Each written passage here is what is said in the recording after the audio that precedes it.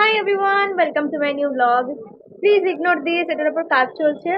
And সবাইকে happy new year. আমি এটা 16 ডেটে যাবো, বাট হয়ে উঠছিল না, তো আমি ভাবলাম আজকেই যাই।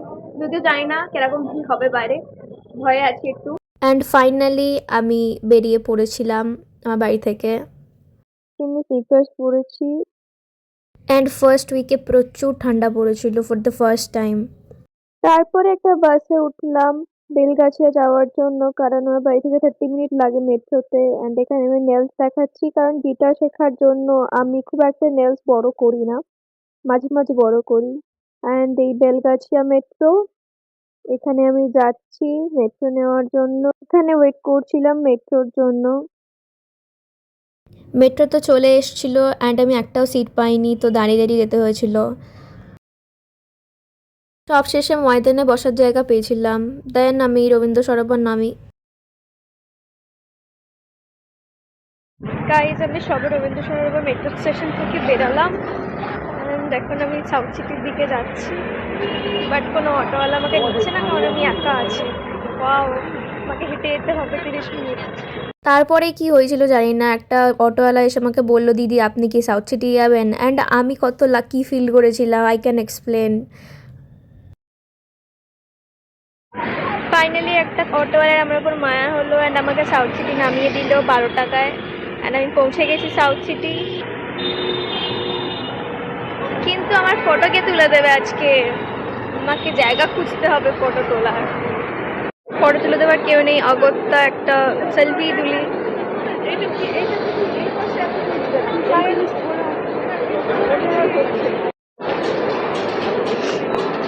मुझे तो जाना है, यहाँ पे कलेक्शन देखना है।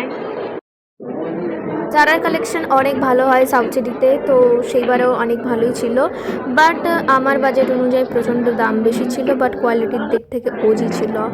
দেন আমি ঘুরছিলাম, দেখছিলাম অ্যাক্সেসরিজগুলো।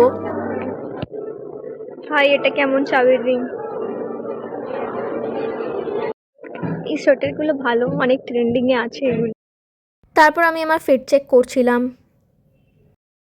একা ঘুরতে ভালো লাগলেও একা একা ব্লগ বানাতে আমার প্রচণ্ড অকওয়ার্ড ফিল হয়, কারণ লোকজন আমার মুখের দিকে তাকিয়ে থাকে। সে কিউট সোয়েটার্স গুলো।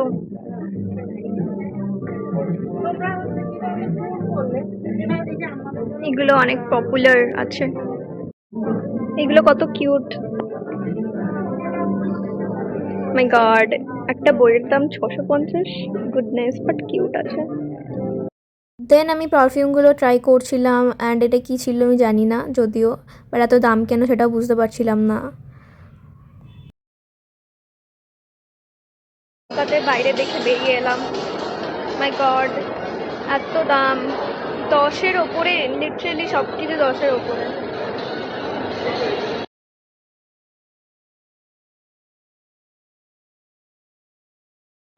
গ্যাপে ঢুকে তো আমার কিছুই পছন্দ হলো না, বাট দাম আকাশ ছোঁয়া।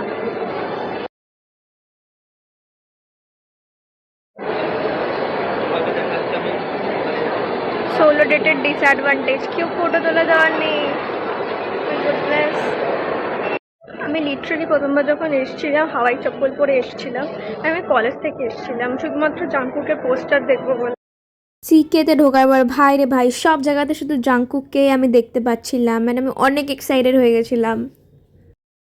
ভাই, কেলভিন ক্লেনে ঢুকে আমার জামা কাপড় ভালো লাগেনি, বাট ওদের ব্যাগগুলো সত্যিই খুব সুন্দর ছিল। But price, oh my goodness, but ব্যাগগুলো সত্যিই অনেক সুন্দর ছিল, আমার কিনতে ইচ্ছা করছিল।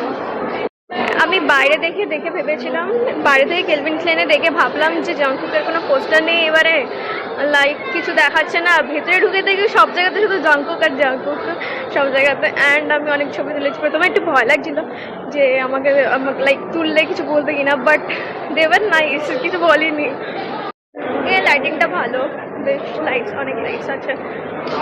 তারপরে স্টার মার্টে ঢুকেছিলাম, অ্যান্ড স্টার মার্টে যে এত অ্যাস্থেটিক জিনিসপত্র বিক্রি হয়, অ্যান্ড ক্রিসমাসের যে এত অ্যাস্থেটিক জিনিস বিক্রি হচ্ছিল, যেগুলো দেখে আমার মনে হচ্ছিল সব কিনে নিই। সব কিছু ওখানে অ্যাস্থেটিক বিক্রি হয়। সব থেকে ভালো লাগে আমার স্টার মার্টে এই বইগুলো, বিভিন্ন রকমের কালেকশন থাকে, অ্যান্ড আর্ট মেটেরিয়ালসগুলো দেখলে তুমি পাগলই হয়ে যাই। তারপর আমি স্টার মার্ট থেকে বেরিয়ে যাই, কারণ স্টার মার্টে কেনার মতো অকাত আমার নেই। অ্যান্ড আবার দেখলাম যে কিউট কিউট এগুলোকে কি বলে আমি ঠিক জানি না, বাট এদের সাথে মানুষজন অনেক ফান করছিল। গাইস গেস হোয়াট, আমি দুটো মেয়েকে বলেছিলাম আমার ছবি তুলে দিতে, and দুজনেই অনেক ভালো ছবি তুলেছে। থ্যাংক গড আমি যদি কাউকে পেয়েছি যে আমার ছবি তুলে দেবে ভালো।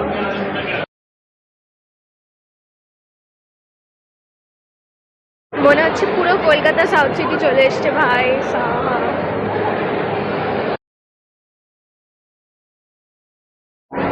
কোটে চলে তো এলাম, বাট কি খাবো বুঝতেই পারছি না। মাই গড আমি কি খাবো, কনফিউজড হয়ে গেছি। তারপর এত ভিড়, এত ভিড়।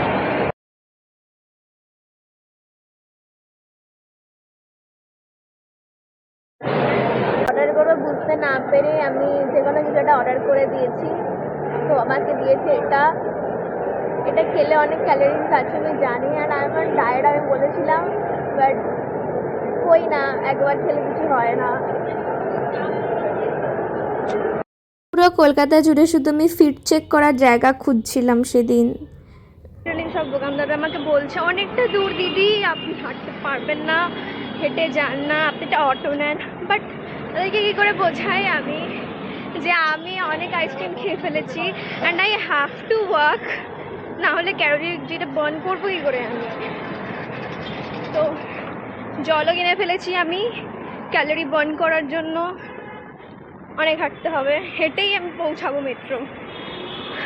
আমি কেন এরকম আমি জানি না, it's funny but I have to. এই জন্য স্নিকার্স পরে এসছি ভাই, যদি আমি হিল পরতাম আমি হাঁটতেই পারতাম না। অবশেষে মেট্রো নিয়ে শ্যামবাজার, তারপরে বাস নিয়ে বাড়ি। অ্যান্ড এখানে ভিডিওটা এন্ড করছি। Thanks for watching, hope you like this video.